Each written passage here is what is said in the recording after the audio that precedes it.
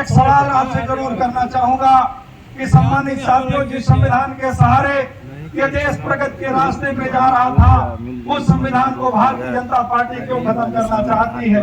ये चुनाव केवल साथियों एमपी एमएलए बनाने का नहीं है, ये चुनाव केवल सरकार बनाने का नहीं है, ये चुनाव संविधान और लोकतंत्र बचाने का भी है।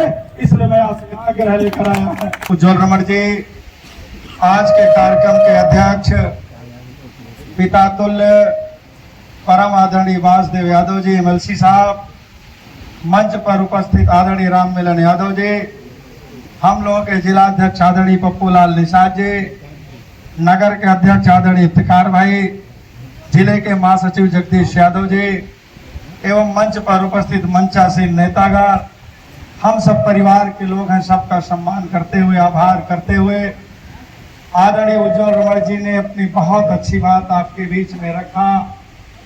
उनका बहुत आपकी इस माटी से लगाव है। उन्होंने रात दिन आदरणीय कुंवर साहब, आदरणीय उज्ज्वल रमण जी ने लगातार इस माटी की सेवा करने का काम किया है। मैं बहुत लंबी बात नहीं करूंगा, लेकिन कुछ आग्रह जरूर करना चाहूंगा। आग्रह इसलिए भी करना चाहूंगा कि आज बड़ी चुनौतियां हैं देश के सामने और बड़ी चुनौतियां हैं हम नौजवान गरीब किसान के सामने। वो चुनौतियां इस बात के लिए है कि हमारे महापुरुष बाबा साहब डॉक्टर अंबेडकर सहित तमाम महापुरुषों ने एक संविधान का इंतजाम किया था।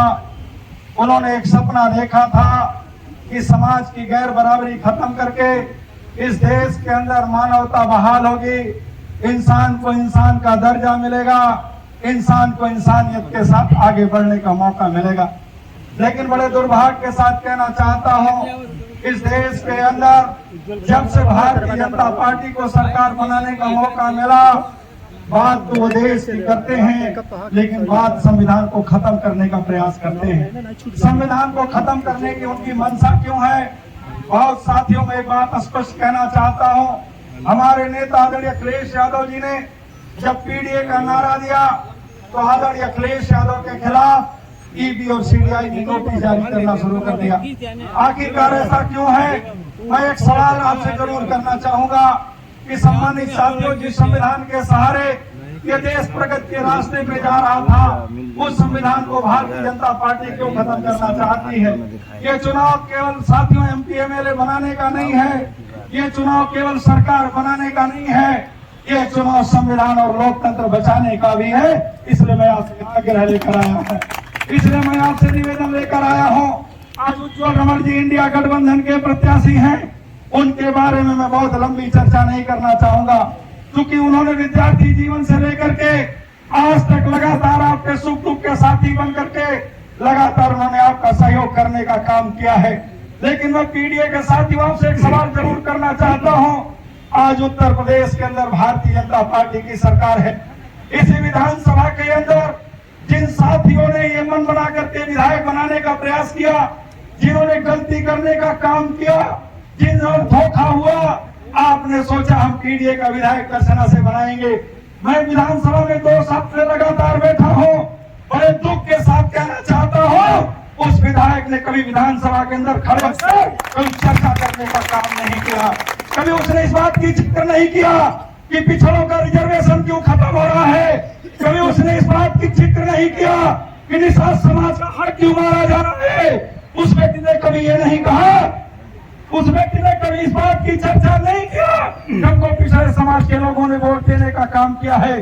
बड़ा दुख होता है कि हम लोग विधानसभा में सवाल खड़ा करते हैं। मुझे याद है वो दिन कि विधानसभा के अंदर मैं बोल रहा था, जब मैंने आपके सवालों पर लड़ाई लड़ने का शुरू किया, जब मैंने शिक्षा मित्रों का सवाल उठाया, जब मैंने ओपीएस का सवाल उठाया, जब मैंने पिछड़ों के राज्य रिजर्वेशन का सवाल उठाया, तो भारतीय जनता पार्टी ने उसे पीडीए के विधायक को खड़ा कर दिया और उसने ओपीएस और शिक्षा मित्रों का विरोध करने का काम किया। मैं कहना चाहता हूं, यहाँ तमाम समाज के लोग बैठे हैं, हर वर्ग के लोग बैठे हैं। मैं तो धन्यवाद देता हूँ आदरणीय कुंवर साहब को कि कुंवर साहब ने अपना पूरा जीवन पूरी जमात को देने का काम किया है, कभी जाति को देने का काम नहीं किया। मैं फख्र के साथ कहना चाहता हूँ, हाँ एक बात दुख के साथ जरूर करना चाहता हूँ कि कुंवर साहब की ईमानदारी के अलावा भी हमारे विरोधी ताकतों ने जब देखा विकास के आधार पर वोट नहीं ले सकते हैं, हम संघर्ष करके वोट नहीं ले सकते हैं। तो जब उन्होंने कुर्मियों के बस्ती में गए तो यादव कुर्मी का झगड़ा करा दिया, जब कुशवाहा की बस्ती में गए तो उन्होंने कुशवाहा और कुर्मी का झगड़ा करा दिया। चालू होगा, चालू होगा।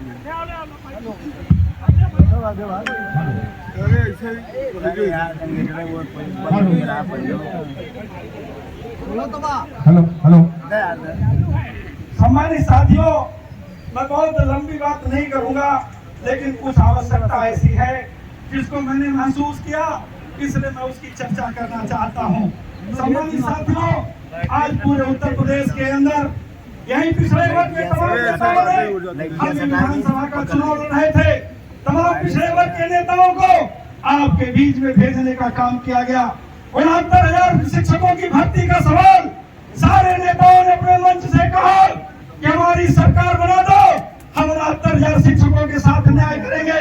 लेकिन मैं दुख के साथ कहना चाहता हूं कि हमारा 6900 विद्यार्थी जो पिछड़े समाज का है, उसमें पिछड़े समाज का, दलित समाज का ऐसी कोई जाति नहीं है जिस जाति का बेटा ना हो।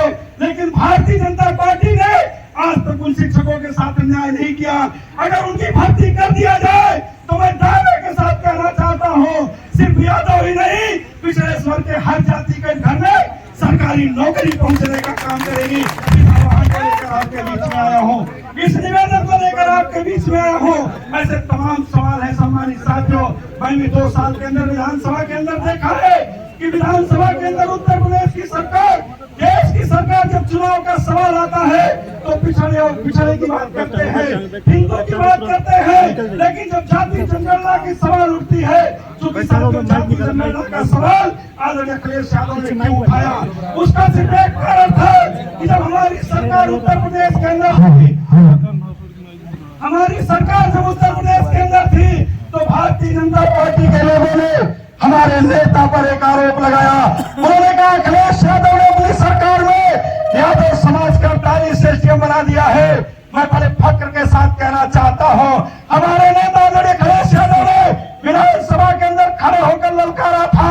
उन्होंने कहा था हम 48 लोगों की सूची लेना चाहते हैं, लेकिन आज तक भारतीय जनता पार्टी नहीं दे पाई।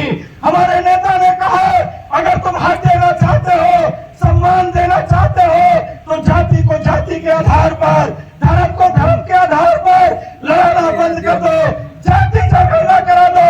जिस समाज की जितनी संख्या हो उसका हक उसको उतना दे दो, हमें कोई आपत्ति नहीं। लेकिन भारतीय जनता पार्टी तैयार नहीं है, क्योंकि भारतीय जनता पार्टी जानती है कि जब तक हम जाति को जाति से नहीं लड़ाएंगे, जब तक हम धर्म को धर्म से नहीं लड़ाएंगे, जब तक हम परिवार में भाई भाई को नहीं लड़ाएंगे, हम सरकार नहीं बना सकते हैं। इसलिए मैं आपसे आवेदन लेकर आया हूं, आपसे निवेदन लेकर आया हूं।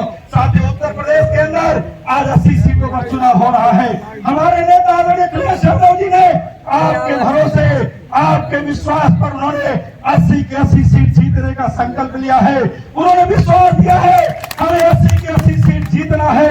इसलिए मैं आपसे कहना चाहता हूँ, खासतौर से पीडीए के लोगों, मैं आपसे कहना चाहता हूँ, पीडीए का परिभाषा भी तमाम लोगों ने अलग ढंग से परिभाषित करने का काम किया, जबकि हमारे नेता की बड़ी स्पष्ट मंशा है, वो समाज के हर वर्गों को लेकर चलना चाहते हैं, समाज के हर दबे कुचले समाज को लेकर चलना चाहते हैं। इसलिए मैं आपसे कहना चाहता हूँ, खासतौर से पीडीए समाज के लोगों, आज उत्तर प्रदेश के अंदर उठाकर देख लो, हम जिस समाज से आते हैं, आज उत्तर प्रदेश के अंदर मैं बधाई देना चाहता हूँ, अपने नेता आदरणीय अखिलेश यादव जी को धन्यवाद देना चाहता हूँ कि उन्होंने अभी जाति जनगणना तो नहीं हुई, लेकिन जब उनको निर्णय लेने का मौका मिला तो उन्होंने सबसे ज्यादा सम्मान पीडीए की हर जातियों को टिकट देकर के उन्होंने सम्मान करने का काम किया है। आज उत्तर प्रदेश के अंदर उन्होंने हमारे समाज को 10 टिकट देने का काम किया है। उन्होंने पूरे प्रदेश के अंदर कोई भी पिछड़े वर्ग का समाज नहीं है, अगले वर्ग का समाज नहीं है जिसको उन्होंने सम्मान देने का काम ना किया हो। जमुना पार में खासतौर से करसना के लोगों, आपसे एक निवेदन जरूर करना चाहूंगा। आज पूरे जमुना पार के अंदर एक भ्रम की स्थिति पैदा हुई है, एक संशय की स्थिति पैदा हुई है, खासतौर से हमको लेकर स्थिति पैदा हुई है। मैं आपको एक बात बताना चाहता हूँ, इसे उत्तर प्रदेश के अंदर चुनाव हो रहा था, राज्यसभा का चुनाव हो रहा था, हम भी उसमें मतदाता थे। बड़े दावे के साथ कहना चाहता हूँ, आपने मुझे जिताकर भेजा भेजा था। मैंने आदरणीय अखिलेश यादव के पीछे खड़े होकर के समाजवादी पार्टी का सम्मान बढ़ाने का काम किया है। आपने मुझे जिताकर भेजने का काम किया था। आदरणीय उज्जवल रमण को भी भरोसा करने की बात है। मैं आपसे विश्वास के साथ कहना चाहता हूँ, भरोसे के साथ कहना चाहता हूँ, मैं अपने समाज के लोगों से कहना चाहता हूँ, मैं एक सामान्य परिवार का लड़का था, मैं एक सामान्य परिवार में पैदा हुआ, मैं छात्र राजनीति करने आया था, लेकिन धन्यवाद देता हूँ, आभार प्रकट करता हूँ आदरणीय अखिलेश यादव जी का। उन्होंने मुझे टिकट देकर के आपका सम्मान बढ़ाकर मुझे लखनऊ भेजने का काम किया है। इसलिए मेरे समाज के लोगों, ये चुनाव का समय है, ये चुनौती का समय है, ये भरोसे का समय है। अगर आपको लगता है, आपको विश्वास है कि आपके बेटे का सम्मान आदरणीय अखिलेश यादव ने बढ़ाया है, इस चुनाव में इकट्ठा होकर उज्जवल रमण को जिता करके अखिलेश यादव जी का सम्मान बढ़ा देना मेरे जीत का बदला होगा, मेरा सम्मान बढ़ जाएगा। ये आह्वान करते हुए पूरे मीडिया के समाज के लोगों से निवेदन करते हुए, आग्रह करते हुए कि साथियों, चुनाव कोई छोटा मोटा चुनाव नहीं है, ये संविधान बचाने का चुनाव है, ये लोकतंत्र का बचाने का चुनाव है। और सबसे बड़ी बात साथियों, जो मेरे कोख में बेटा पल रहा है, उसके भविष्य का चुनाव है। इसलिए मैं कहना चाहता हूं, उसके भविष्य की रक्षा के लिए, उसके भविष्य के विकास के लिए इस संविधान को बचाने का काम करेंगे। और चूंकि साथियों बड़ा कंफ्यूजन पैदा करेंगे, भारतीय जनता पार्टी के लोग कहेंगे कि ये कांग्रेस के प्रत्याशी है।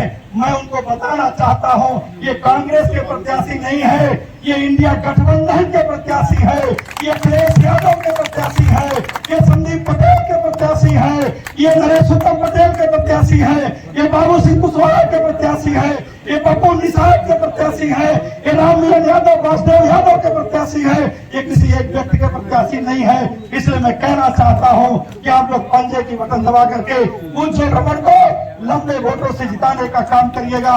इसलिए सम्मानित साथियों, चूंकि